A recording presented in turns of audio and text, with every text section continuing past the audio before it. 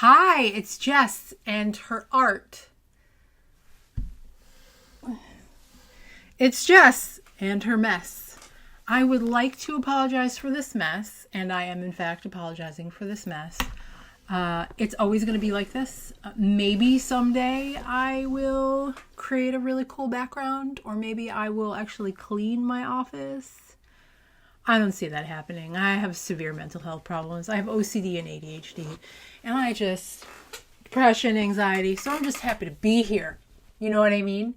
This intro is going well. I'm not babbling at all. I feel like I'm babbling. Am I babbling? It doesn't matter. Let's get to the point.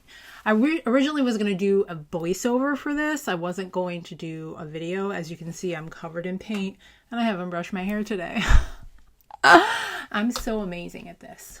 Any hoots, I have to keep saying that because it's a form of affirmation. Not me being a jerk to myself. That's what I'm going with. So I wanted to explain like this series a little bit so that you can kind of understand where we are. I didn't take the time to really do that. I realized later that I didn't build an infrastructure so you could follow along. If you wanted to follow along, by all means, if you want to stay at this video and just kind of watch, it is kind of fun to watch me to build layers on journals. At least I think it's fun. That's the kind of content I consume. So yeah. So I'm going to set the project up for you verbally to really explain. And then honestly, I'll have each video linked below. Some of them are not out yet. Some of them are. Some of them are already made and just need to be edited and put into YouTube. So yeah. So the first video in the series is me doing an apartment tour and then taking 6 journals and layering the first layer of materials on as many pages as I could get done in one sitting. It was a bear to edit. If you're interested in seeing the entire thing, I can do that. But basically, just to show you how I approach journaling in a small apartment. I call this process I use chaos journaling or continuous layering. Some people may call it maximalism, which is another really cool way to say it. But I think of it as continuous layering. So until I get to a place that I feel like it's no longer continuously layered.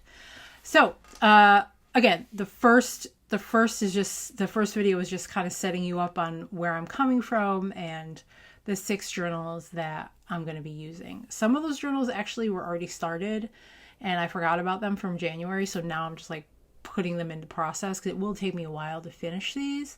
The second video in the series is actually taking 2 of the journals from the first video and doing layers 2 through 5 on those.